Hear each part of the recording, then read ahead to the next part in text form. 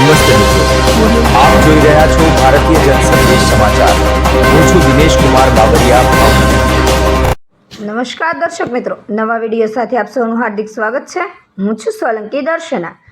અષાઢી બીજ પહેલા સિહોર પોલીસનો ફ્રૂટ પેટ્રોલિંગ ભાવનગર।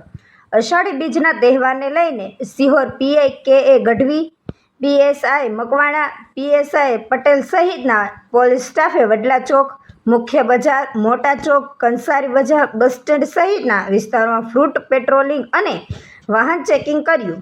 પોલીસનો ઉદ્દેશ્ય તહેવારો દરમિયાન શાંતિ સુરક્ષા જળવાઈ રહે અને કોઈ અનિચ્છનીય બનાવ ન બને। Reporter Sattar Metar, reporter Jitendra Solanki, Sihor.